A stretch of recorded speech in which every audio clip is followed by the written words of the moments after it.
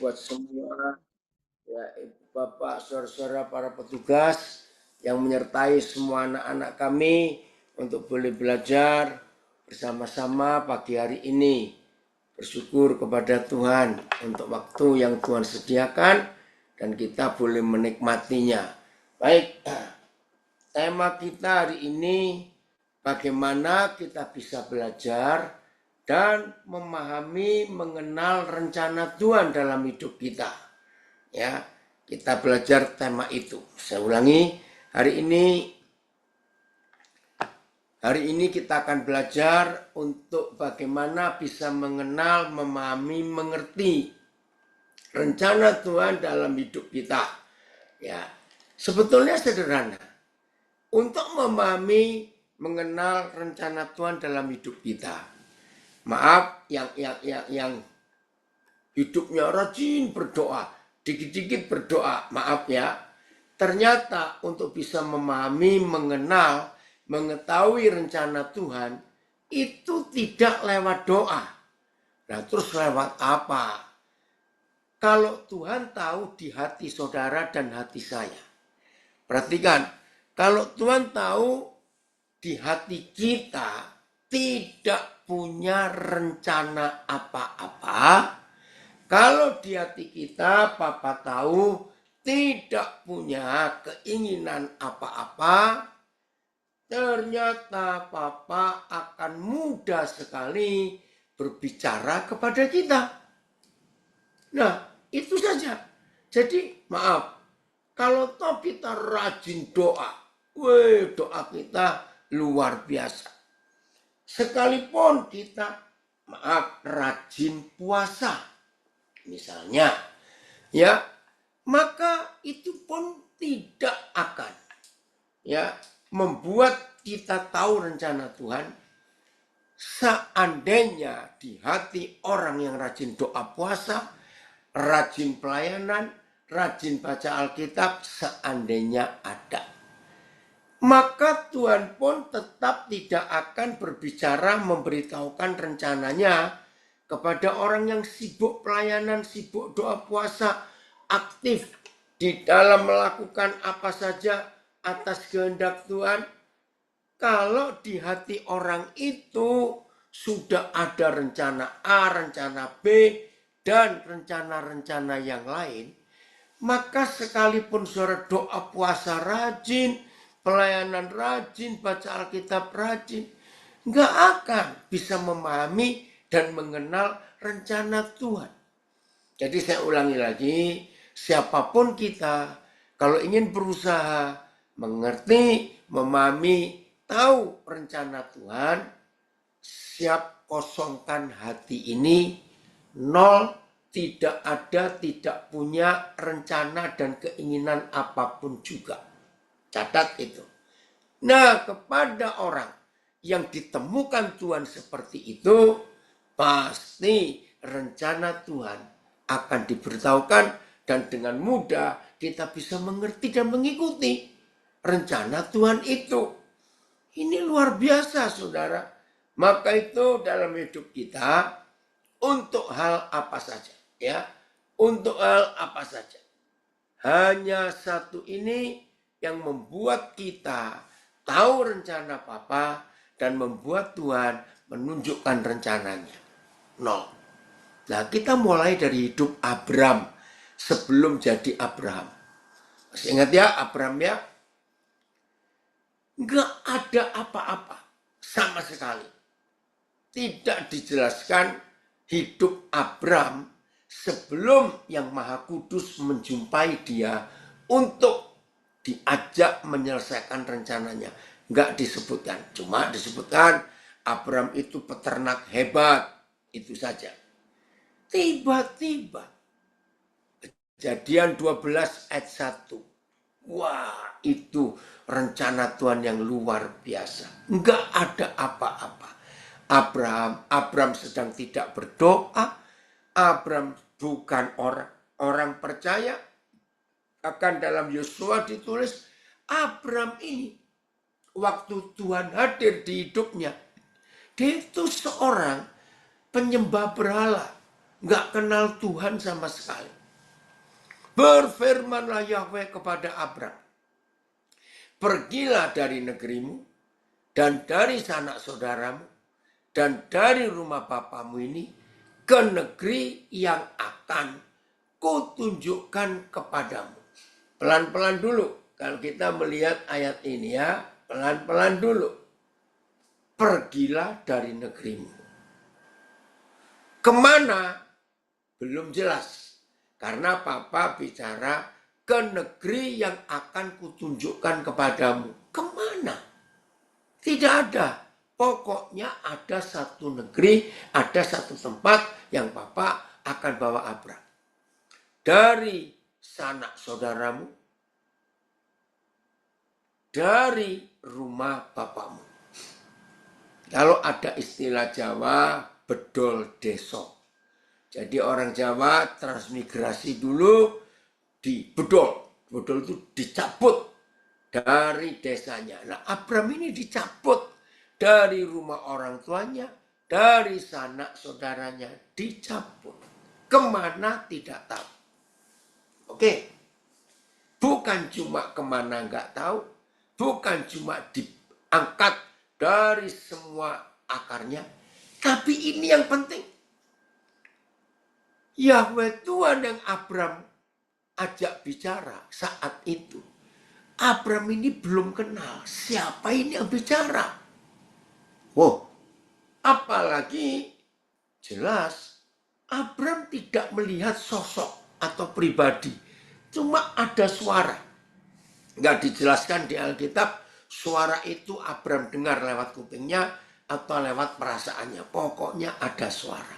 Nggak kenal, saudara. Nggak kenal. Ini yang luar biasa. Abram berangkat. Vel, kenapa jadi gede sekali ini?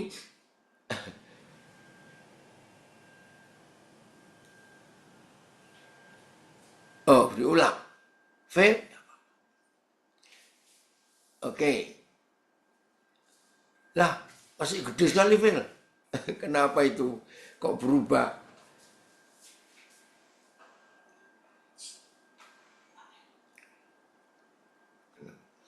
Sorry. Kenapa? Minum. Enggak. Maaf ya. Gimana, Vel? Ada gangguan Alkitabnya? Enggak ada suaranya Facebook. Pak Galih bisa minta tolong? Coba yang di Facebook ada yang komen nggak ada suaranya katanya. Wih, Horas baru nenggolan dari Rotterdam ikut gabung belajar. Wah, luar biasa ini.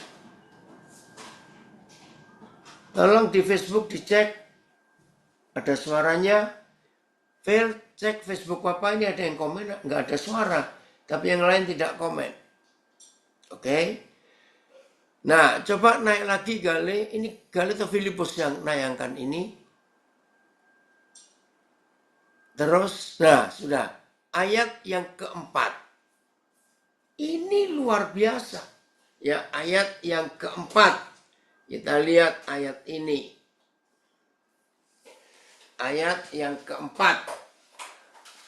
Lalu pergilah Abram seperti yang difirmankan Yahweh kepadanya, dan Lot pun ikut bersama-sama dengan dia. Abram berumur 75 tahun ketika ia berangkat dari Haran. Saudara, ini luar biasa. Memang manusia di usia di abad itu masih bisa ratusan tahun. Jadi kalau usia 75 ya masih dianggap agak muda lah zaman itu. Ya tapi sudah cukup tua juga ya 75 tahun. Lalu pergilah Abram seperti yang difirmankan Yahweh kepadanya. Dalam hal ini, ayo kita semuanya jawab. Keputusan mudah atau susah? untuk Abram mengajak istrinya, mengajak kemenakannya, bedol deso tadi, tercabut dari akarnya dan mengikuti satu pribadi yang belum dikenal atau yang tidak kenal. Izinkan saya berkata begini. Kalau tuh ada sahabat baik saudara, sahabat baik lu ya, itu mengajak saudara, ayo kita pindah. Terus saudara tanya kemana? Nggak usah tanya, pokoknya kamu ikut aku aja pindah. Kenal loh saudara, kenal. Tolong jawab pertanyaan saya. Kita berangkat nggak sih? Kita ikut nggak sih? Karena ditanya kemana nggak jawab, pokoknya ikut saja. Sebagai manusia, kalau saya juga mikir-mikir, walaupun kenal, walaupun itu orang baik. Betul ya? Nah, Abram ini luar biasa. Berangkat. Woi, dari Sydney kok gabung juga. Bagaimana? Suaranya nggak ada ya? Oke, berarti saya harus keluar dulu ini dari Facebook. Maaf ya, Facebooknya saya keluar dulu.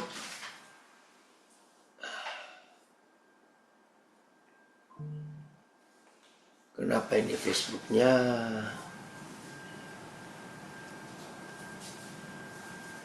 Sabar.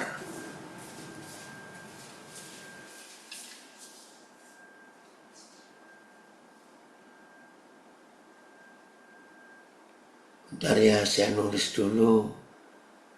Kenapa suaranya hilang di Facebook?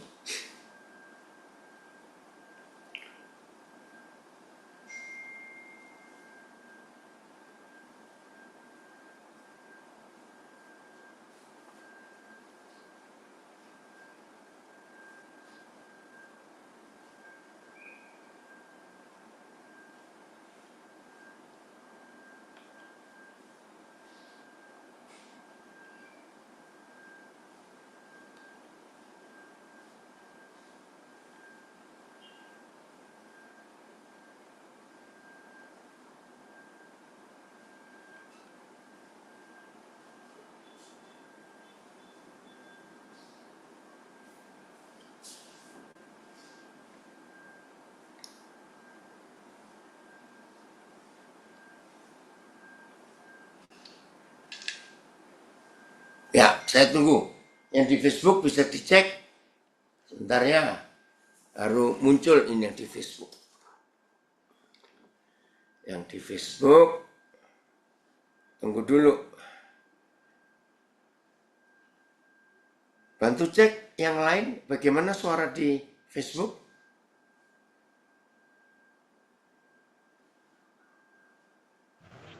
Di saya belum ada, Pak. Belum ada suara. Belum ada. Videonya nggak ada juga. Siaran langsungnya nggak ada. Wah, padahal ini sudah on di sini. Coba tunggu sebentar ya.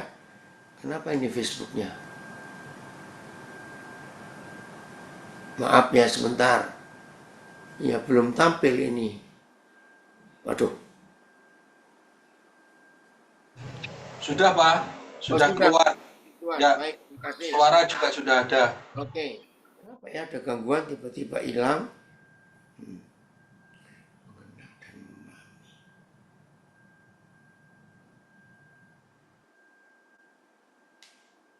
Oke, sebentar saya relay lagi. Baik. Ya, saya lanjut ya. Jadi yang di Facebook, kita belajar bagaimana cara kita memahami dan mengenal rencana Tuhan. Nah, satu-satunya cara untuk bisa memahami, mengenal rencana Tuhan. Kalau saudara dan saya tidak punya rencana apa-apa. Terima kasih Pak Artono. Nah, jadi bukan dengan doa puasa, bukan dengan doa pagi, bukan dengan doa malam, bukan dengan rajin baca Alkitab, bukan dengan memberi persembahan, dengan aktif pelayanan, maka kita bisa mengenal rencana Tuhan. Tidak. Memahami dan mengenal rencana Tuhan hanya satu. Ketika Tuhan melihat di hidup kita tidak punya rencana apa-apa. Begitu Papa tahu saudara dan saya tidak punya rencana apa-apa, baru Papa bisa mengajak kita untuk memahami, untuk mengenal rencananya. Gampang. Nah, setelah Papa memberitahu rencananya kepada kita, baru kita nyusun strategi, baru kita buat planning, buat rencana. Maaf, ini kesaksian saya.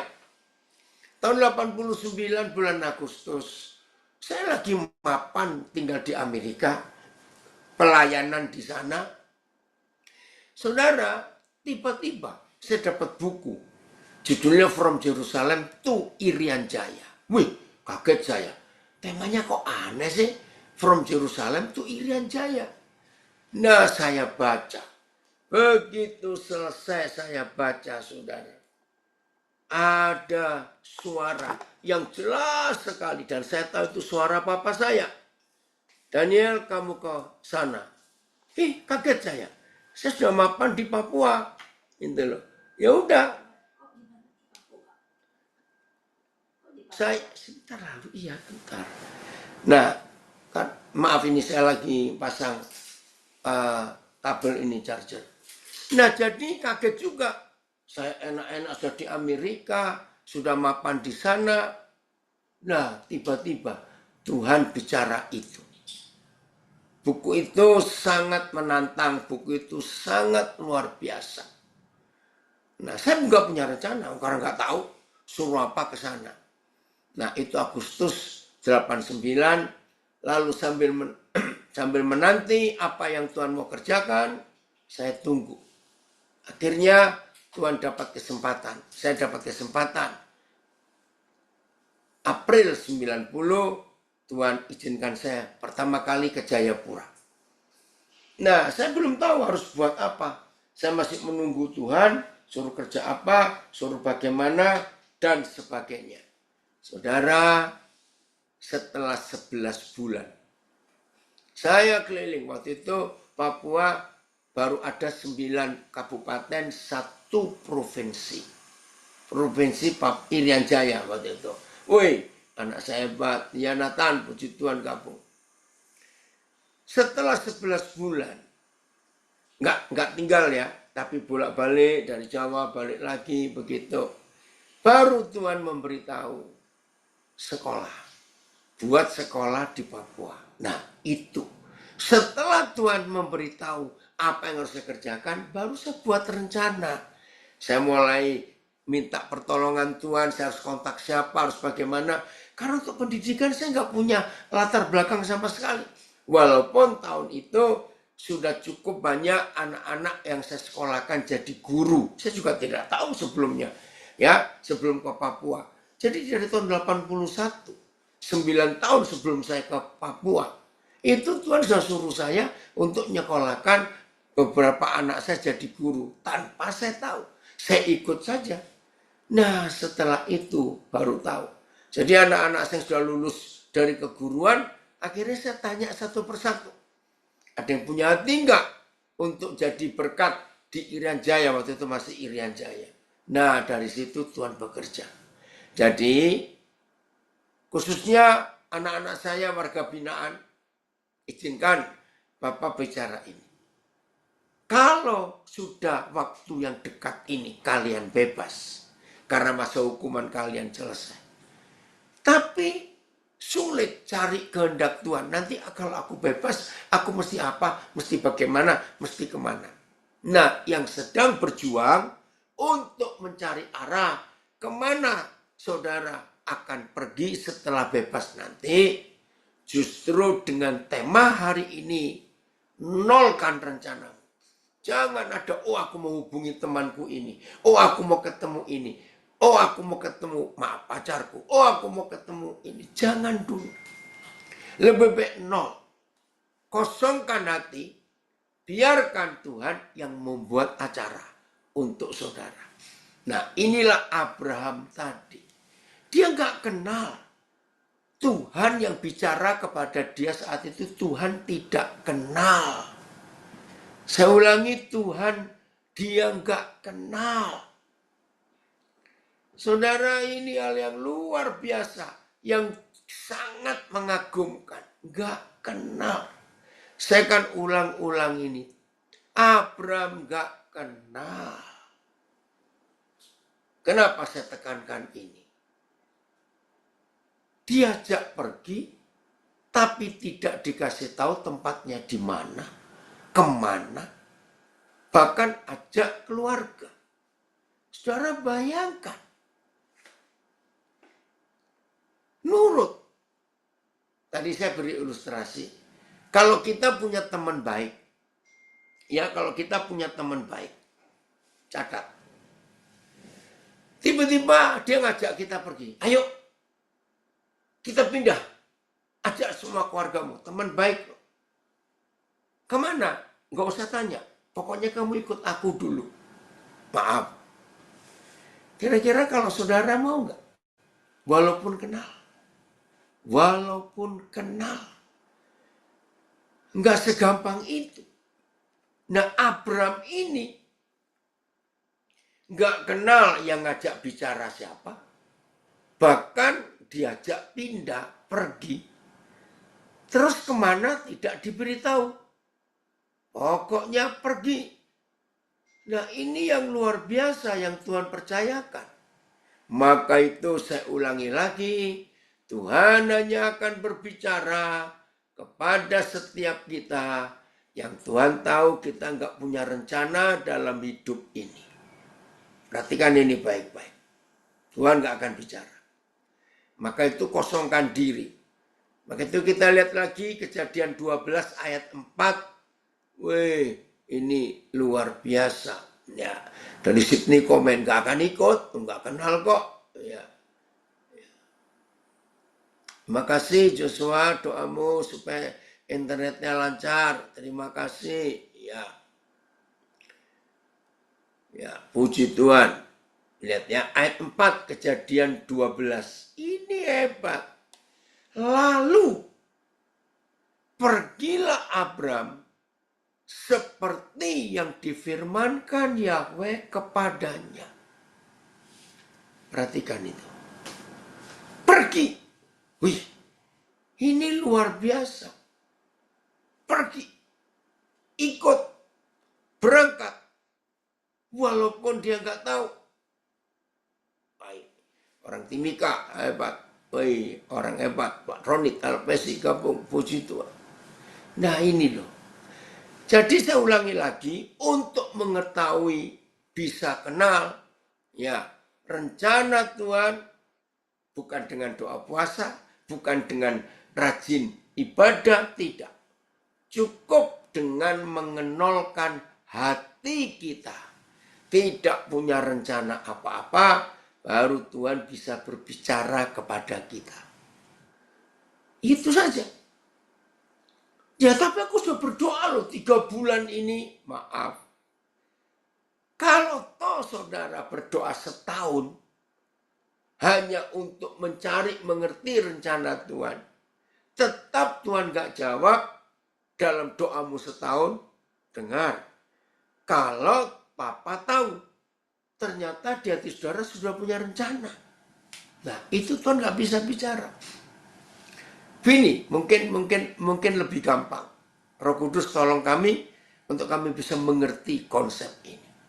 Maaf, saya mulai dari anak muda. Ya, ada seorang pemuda yang sangat cinta Tuhan, hidupnya luar biasa. Nah, dia doa gini, Tuhan, aku tertarik pada 3 cewek. Ini contoh. Kira-kira yang mana Tuhan jodohku? Saudara percaya?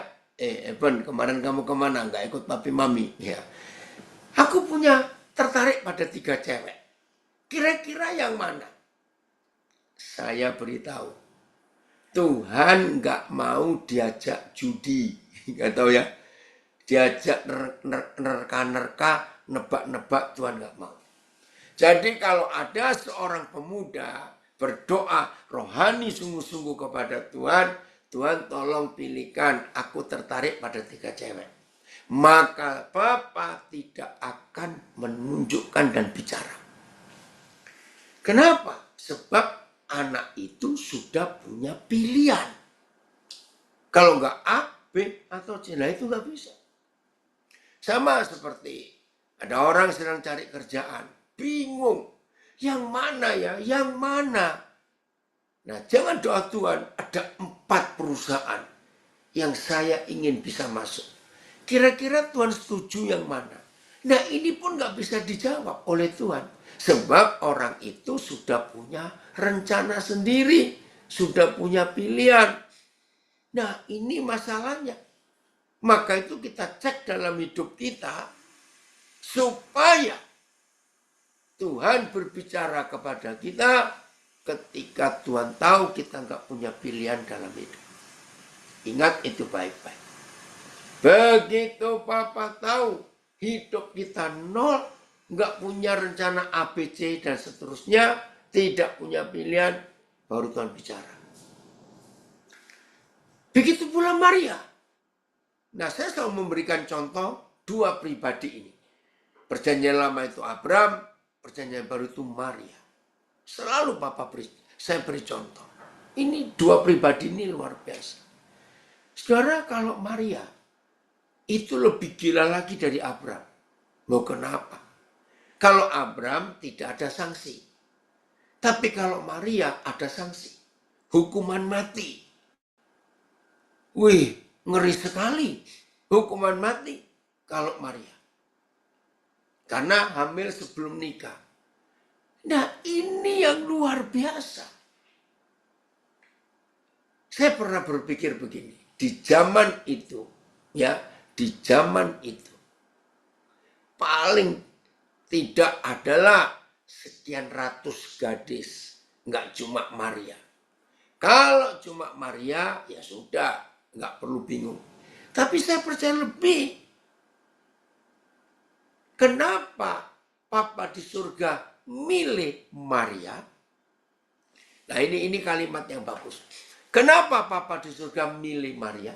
Kok tidak milih gadis yang lain? Toh pasti ada juga gadis lain.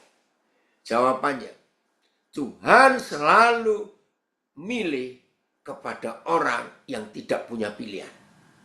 Saya ulangi, Tuhan selalu memilih seseorang untuk jadi rekan sekerjanya, untuk diajak memenuhi rencananya, untuk bisa mengikuti kehendaknya, hanya kepada pribadi yang tidak punya pilihan. Nah, ada yang pernah diskusi dengan saya waktu saya bicara ini. Loh, Maria kan seharusnya milih antara hidup atau mati. Nah, itu dia. Untuk hidup dan mati pun Maria tidak punya pilihan. Wah, ini keren. Jadi buat Maria, kalau toh itu harus mati, buat Maria, jadilah padaku seperti yang kau katakan. Ayo, gadis loh. Kalau orang sekarang berkata gila itu gadis. Jadi saya ulangi lagi, Papa di surga akan mengajak kita untuk mengikuti kehendaknya. Papa memilih seseorang yang ditemukan dalam hidup orang itu tidak punya pilihan. Nah, begitu Papa tahu di hidup orang itu nggak punya pilihan, maka Tuhan akan pilih orang itu. Karena dia Papa kita. Haleluya. Ini yang kita syukuri atas hidup ini. Jadi Maria pun kalau suruh milih antara hidup dan mati, dia nggak milih dua-dua. Dengarkan baik-baik. Tuh, Maria tidak milih dua-dua. Perhatikan ini. Maria hanya milih apa yang Tuhan pilihkan. Ayo kita melihat fakta ini. Maka itu 2 pribadi ini luar biasa. Abraham dalam sejarah antropologi. Nah, saya pakai ilmu antropologi, ilmu tentang mengenal asal-usul manusia dan banyak teori lain. Maka Israel itu satu-satunya bangsa di dunia.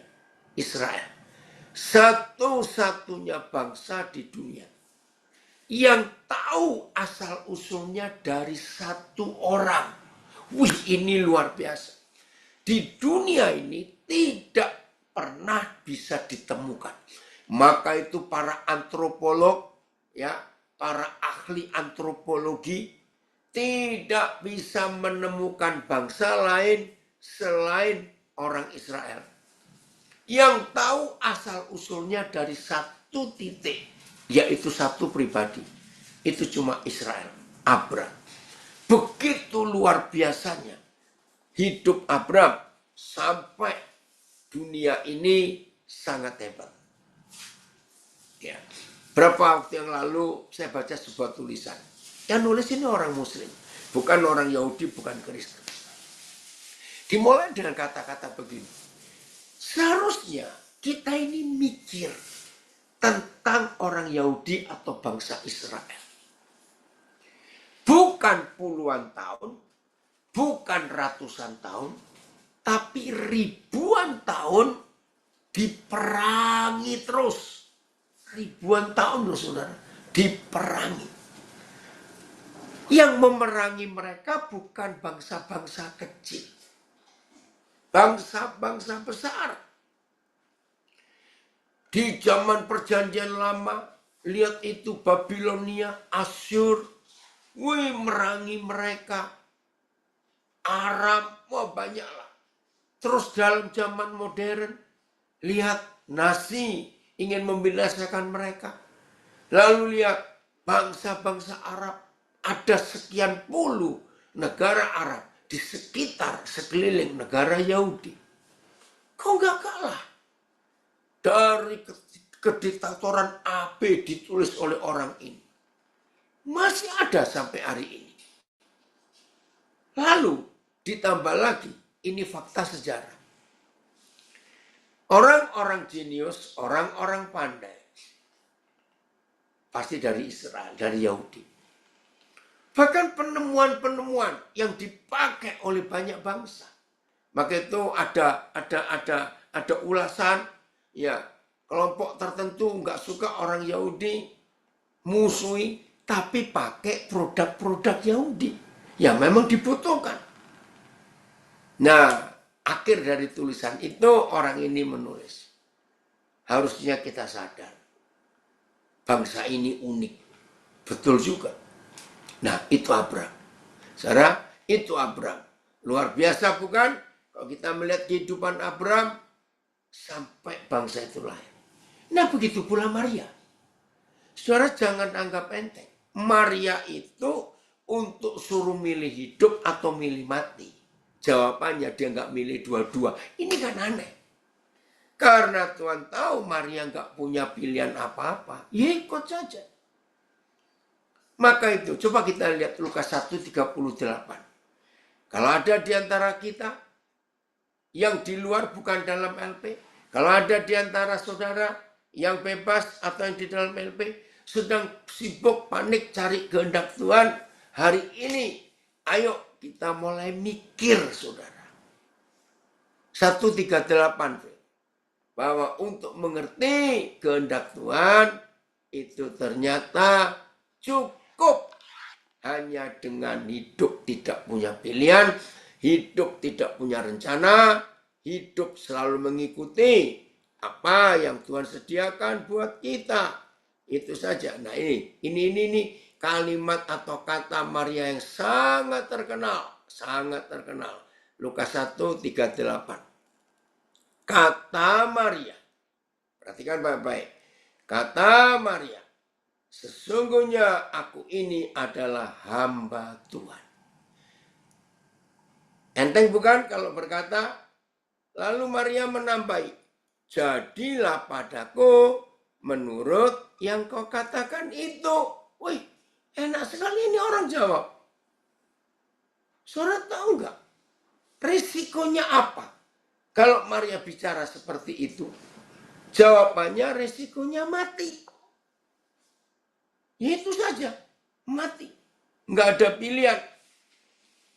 Maka itu, saudara dan saya, maaf kalau saya berkata, yang hari-hari ini sedang sibuk berjuang mengerti kehendak Tuhan, ayo kita stop buat rencana dan periksa rencana hidup kita, ada nggak yang kita siapkan untuk diri sendiri.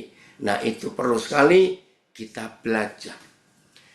Nah, dari ketaatan Maria yang tidak memilih apa-apa ini, maka lahirlah seorang penyelamat dunia, Yesus Kristus Tuhan kita.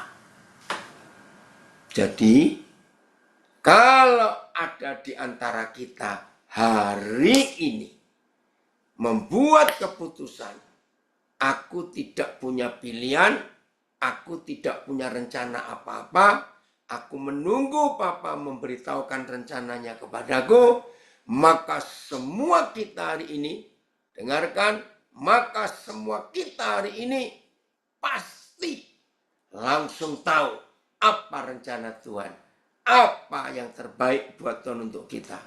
Maka itu nggak usah doa puasa. Saya katakan percuma kita rajin doa puasa, tapi kalau kita punya banyak rencana untuk diri sendiri. Nanti dari kemarin Papa tunggu kamu itu. Jelas ya? Nah, ini hidup. Oke, sebelum saya teruskan, Filipus coba cerita kenapa milih tema ini. Ada Pak Filipus?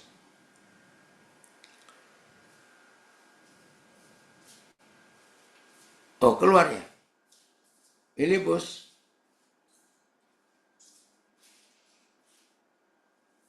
Oke, saya lanjutkan. Filipus masih ada? Masih, Pak. Oh, loh, kok diam? maaf keadaan darurat. Oke, Ya, maaf. Ya udah. ya. Baik. Ya, terima kasih Pak sebelumnya. Eh, Kenapa saya pilih tema ini? Terkadang kita masih sibuk dengan apa yang sebenarnya Tuhan mau dalam kehidupan kita, gitu ya. Kemarin saya baca sebuah renungan itu bilang begini, kalkulator kita dengan kalkulator Tuhan itu nggak sama. Betul. Jadi kadang kalau kalkulator kita 2 tambah 2 sama dengan 4. Tapi kalau Tuhan enggak, Tuhan beda gitu ya. Bukan error ya, Jadi bukan error ya bukan kalkulator kita. error, bukan Bukan error. error. Jadi bagi Tuhan kadang-kadang rencananya itu lebih dahsyat, Oh, selalu. suatu yang Bukan mustahil. kadang-kadang. Bukan kadang-kadang, selalu. Oh, selalu ya, baik ya. Selalu rencana Tuhan itu selalu di luar pemikiran kita. Ya, mungkin saat ini ada saudara-saudara yang sedang penyesalan diri, sedang marah. Kenapa Tuhan kok saya sampai masuk ke dalam lapas? Kenapa Tuhan izinkan saya mengalami ini, ya mengalami yang di lapas harus digembleng, harus dididik.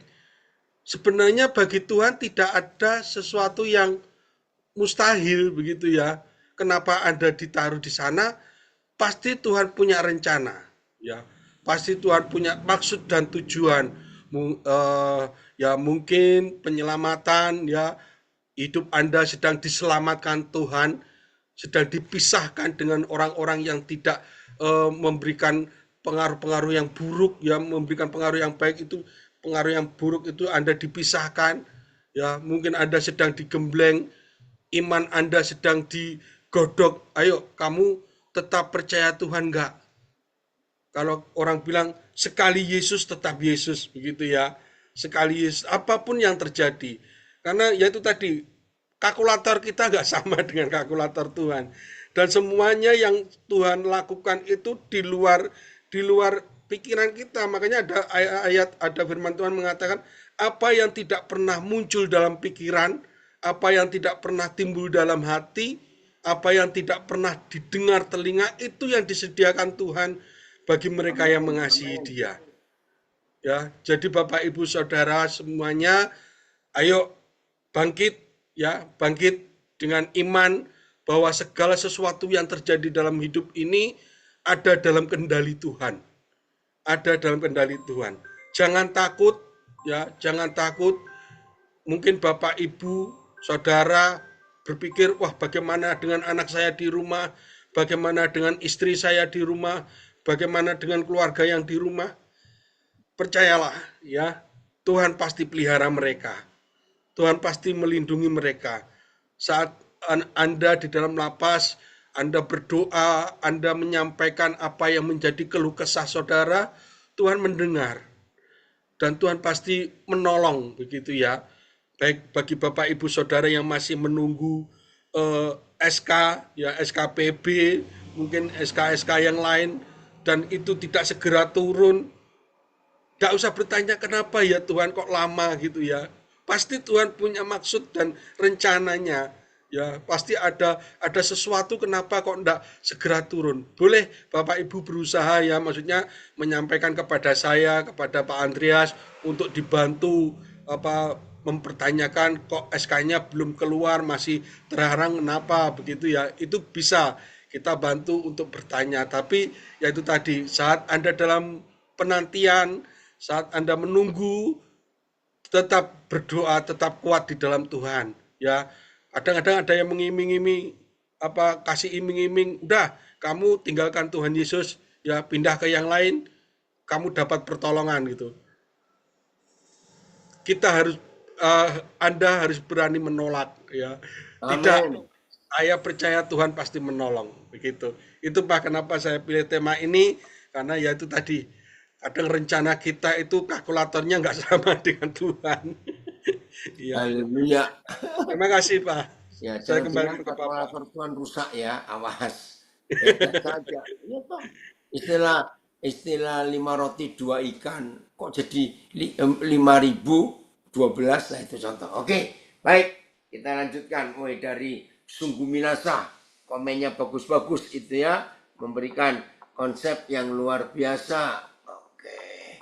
Terima kasih Sungguh Minasa membuat kita semuanya jadi makin mengerti rencana Tuhan buat hidup kita. Puji Tuhan. Baik, kita lanjutkan. Ya, jadi saudara, apa saja, saya ulangi lagi, apa saja yang Papa rencanakan untuk kita, percayalah itu pasti yang terbaik. Oke, kita buka ayat terkenal, Yeremia 29 ayat yang ke-11. Kita lihat ayat itu, Yeremia 29 ayat yang ke-11. Oke ya. Jadi nggak usah takut, nggak usah meragukan rencana Tuhan. Saya punya kalimat ini. Satu hal yang sangat menyakiti hati Tuhan. Ya, saya ulangi. Salah satu hal yang sangat menyakiti hati Tuhan.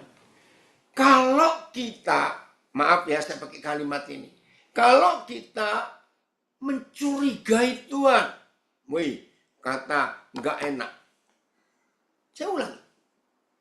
Satu hal yang sangat menyakiti hati Tuhan. Itu kalau kita mencurigai dia.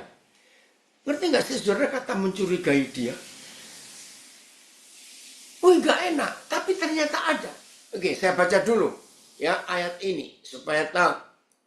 Sebab aku ini mengetahui rancangan-rancangan apa yang ada padaku mengenai kamu. Aku tahu. Demikianlah firman Yahweh. Yaitu rancangan damai sejahtera. Bukan rancangan kecelakaan. Untuk memberikan kepadamu hari depan yang penuh harapan. Nah kalau papa kita sudah sebaik ini. Kan jahat kalau kita mencurigai dia. Oh ampuni kami Tuhan. Ayat. Sebab aku mengetahui rencana-rencana yang aku miliki bagi kamu. Terima kasih Bapak. Firman Yahweh. Rencana-rencana untuk kesejahteraan. Terima kasih Bapak. Bukan untuk kemalanganmu. Untuk memberimu masa depan dengan pengharapan. BIS. Bukankah aku sendiri tahu rencana-rencanaku bagi kamu? Rencana-rencana itu bukan untuk mencelakakan kamu, tetapi untuk kesejahteraanmu dan untuk untuk memberikan kepadamu masa depan yang penuh harapan. Tuhan ampuni kami.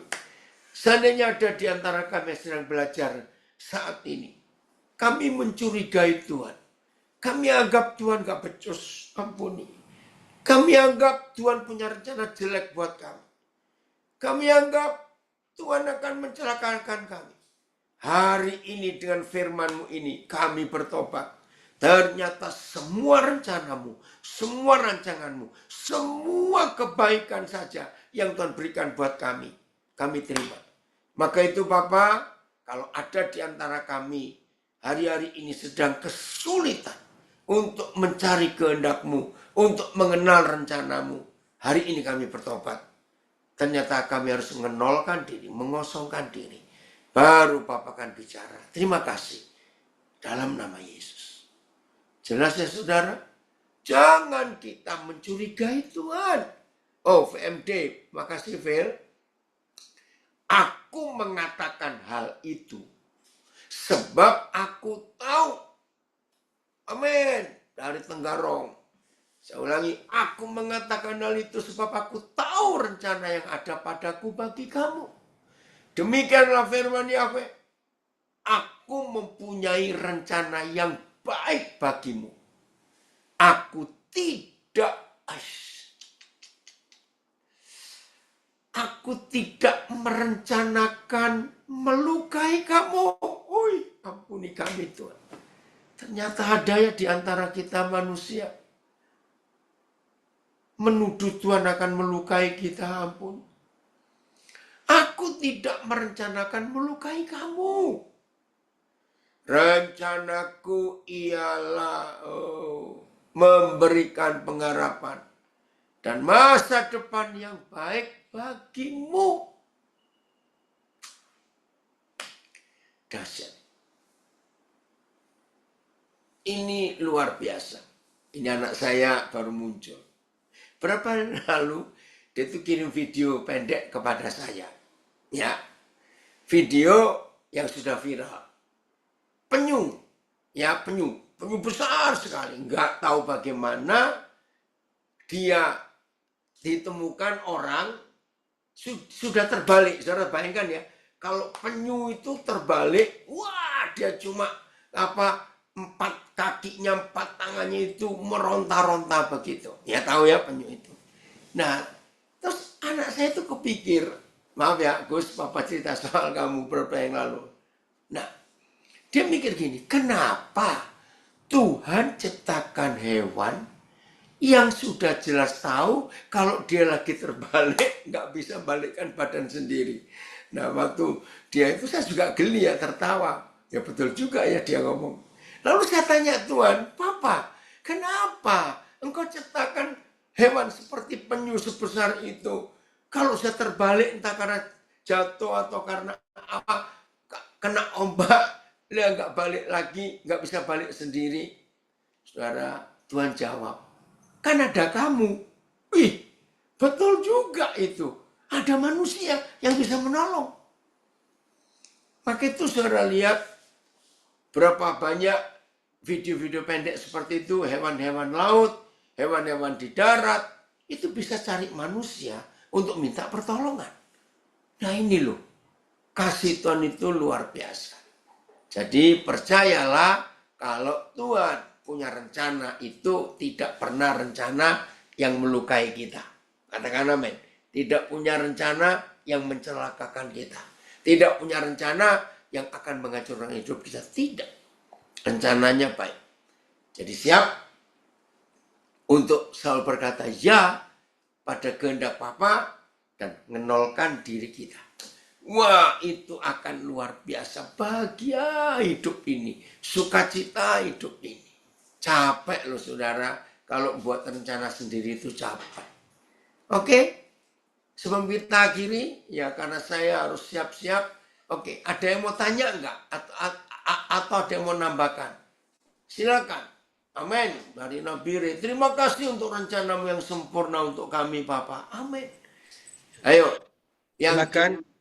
Ibu ada? Jenny, ya Ciceni, silakan. Mau ngomong atau baca? Ngomong Pi, ngomong. Yuk, silakan. Jadi ini seru tadi, Pak. Kemarin itu ada seorang yang dia cerai. Cerai, dia cerita sama saya, dia kehilangan istri dan anak, dia marah sama Tuhan.